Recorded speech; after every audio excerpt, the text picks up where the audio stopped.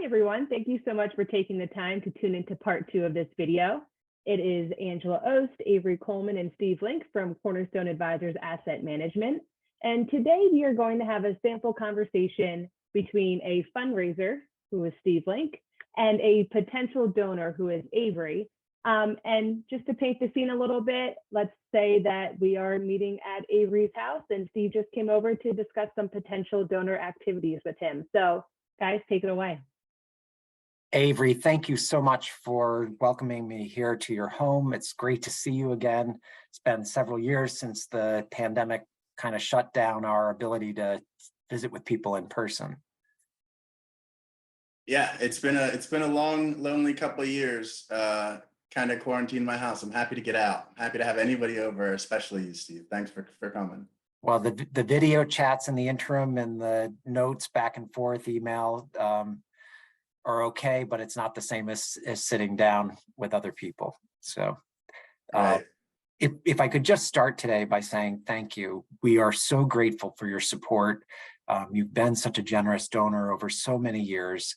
That today I was really hoping that we could sit down and just have a broad conversation about where you see your future giving going, what your ultimate objectives, goals, dreams are for our organization, and how we might best engage you to help fulfill those wishes on your part. Is that something that you're open to having a dialogue about? Yeah, I really appreciate all of that you just said. I would like to continue my ability to give with, everybody's been rocked a little bit financially from the past couple of years. And it really is a good time for me to kind of think about going forward, what I'm comfortable with, what I feel like I would be secure in providing and helping the organization just continue to grow and have as much success as possible. Because when you do well, it makes me feel better just about what's going on, especially in today's day and age. Anything like that is like a ray of sunshine. Thank you. If I could, I'd like to talk about 3 types of giving. So one is, you are an annual donor to us, and maintaining that is really important because our operations are dependent upon those gifts on an annual basis. But we're also in a capital campaign, so we are building some additional physical capacities, and we are increasing some of our programming support for younger people. So I'd like to have a few minutes to talk about some of the things we're doing there.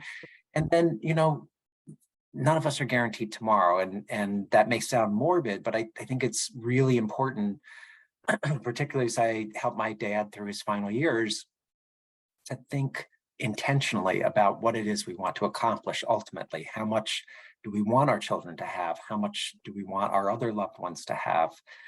What are the organizations, the causes, the missions that are important to us?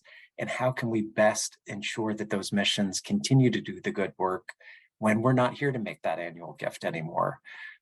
So, there are schools of thought that say, if you're providing the $1,000 you give us each year, it would take a gift 20 times that size at your passing to endow what you do on an annual basis.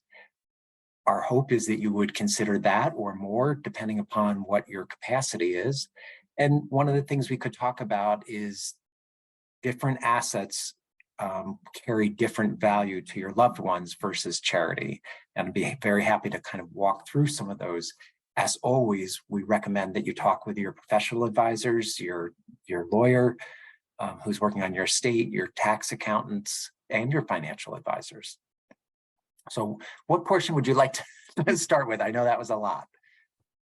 Well, I do really appreciate learning about the organization and the updates and everything, because I do see your organization as one that is really helping things in the world be the way that they should be. And when you mention the dichotomy of my giving across the years in relation to my giving at my passing, that will eventually have to happen, I am a little interested in, I really would like to be able to give an amount that I can see something even before my passing, while not necessarily committing as much as I would have to at my death, because I would like to have you guys as a part of my whole giving process at that point. But even before that, I'd like to see some, because I see you guys do so much good in the world on a yearly basis, with just, what I feel like is my little, have to contribute. What's a way that I can kind of combine those? There are multiple ways to combine them, and it depends, how much you are able to do at any given time over and above your annual giving.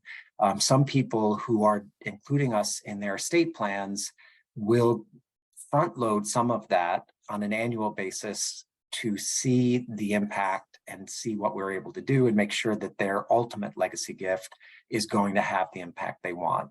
Others, quite honestly, are concerned about having immediate impact today. And this isn't pressure on you in any way, but they see some of the challenges in the world only growing exponentially. And if they can address some of them now with more limited dollars, it would be better than having to wait 20 years and apply a much bigger gift to try and resolve a problem that's only grown in intensity. So a couple of things to keep in mind. If you have tax deferred retirement dollars, those are your probably most tax disadvantaged assets at your passing. You can leave them to family, but family will frequently get only 30 or 40 cents on the dollar. They have to take the money out over a 10-year period based on the current congressional laws about it. And 100% of those dollars could be used in charity without anything lost to taxation. So just a thought to keep in mind. You can also make gifts from your IRA during your lifetime, starting at age 70 and a half, even though Congress just bumped the age that you must take a distribution to 73, they left intact that on an annual basis, those age 70 and a half and over can give up to $100,000 per year in total to charitable organizations without having to recognize it as income and pay tax on it. That's absolutely helpful. I know the tax situation is something that I'm astutely aware of every year as we go along, because I want to make sure, I have my kids, adult kids that are out there doing their thing, and then they have their grandkids. I'd like to make sure that they're set up for the future as well, so that the great world that your organization is helping to bring about is able to be enjoyed in the fullest way by all of my family. So, Avery, let's talk a little bit about your family. Do you have confidence that each of your children are going to be able to manage the resources that you're giving them? Are there any that you think are going to need some special help or special protections? And what about your spouse? Well, I have so 2 kids, and they each have one child, so I have 2 grandchildren. And I do think that both my kids and their spouses are relatively set in the sense that they won't necessarily need any sort of windfall. But it is part of just kind of point of personal pride. A lot of my friends, are setting up their children for success for when they pass and their grandchildren. I just want to make sure I'm keeping up. I don't want to put them in a situation, because it seems like, some of the other people that we hang out with will have that kind of setup. And I want to make sure that I'm doing it in a way that, like you said, is relatively tax efficient while also being able to help out the organization. But I don't think that I'm not worried necessarily about financial difficulties for them. I really just want to make sure that I'm doing the right thing, kind of more so than anything else. So there are a couple of concepts, if you're not aware of them already, that you may want to explore. One of them is a donor advised fund, and many community foundations and many other charitable organizations like Fidelity, Vanguard, Schwab have a charitable arm that manage these donor advised funds. They can be a great learning tool for you to work with your kids and actually your grandchildren to impart these values of philanthropy, of supporting the community, of making the world a better place by having them participate with you in making evaluations as to who you would recommend grants to on an annual basis. This is a great tool that a lot of families use, not just for the education of the investment part and the charity part, but to bring the family together. It's a great kind of excuse that once a year, whether it's Thanksgiving time or the holidays or summer vacation, you sit down as a group and say, here are the organizations or the causes that are important to me. I would like to recommend that we consider as a family recommending a grant to this organization and this amount to accomplish this. And then there's this stewardship component where the next year you come back and look at it and say, did the organization accomplish what they had said was they were going to do with those resources? What have we learned from this experience? Was this a good investment in the greater community? What would we do differently as we consider other philanthropic grant recommendations? So it's just an idea. You may already have a donor advised fund, and I should have started by asking you that question. So that's one tool that's out there. There are things like private foundations, depending on the dollar amount you're talking about. I honestly have come to the belief that private foundations are very expensive and add a whole layer of administrative overhead that's not necessary when the donor advised funds exist and you can pass the grant recommendation ability on to successive generations. So help me understand how old, I'm not sure that I know how old your grandchildren are, and I may be getting ahead of the ball, but you can add successive generations as they are old enough, mature enough to participate. Yes, well, so my grandchildren are 5 and 11, so they're not quite ready yet to be fully into it, but it does, in the next 5 to 10 years, they'll be somewhat cognizant. And I haven't set up a donor advised fund, and it does actually sound pretty interesting as something that I could participate in and that could be passed down. And that's one of my most important goals, is to keep things going when I'm gone. So that actually really sounds good. And quite honestly, you can direct that your annual support to our organization continue through an ongoing grant recommendation from your donor advised fund. Just throwing that out there so you know that there are multiple ways of achieving that ultimate legacy gift. 5 and 11, did I hear you right on the ages? That's actually, Yes. Those are great ages to start this conversation. They don't have, it's not so much about the dollar amount, it's the process of coming together as a family to discuss what's important to you, what you see are the challenges in the world. And it doesn't need to be thousands and thousands of dollars that are getting recommended out as a grant for young people to understand the concept of giving back and the concept of being intentional and responsible about how you're giving money away. If the organization you recommend a grant for never contacts you, never provides stewardship, that would give me pause. And that's a really great learning lesson for people to get at a young age as to what they should anticipate is going to happen when they make a gift.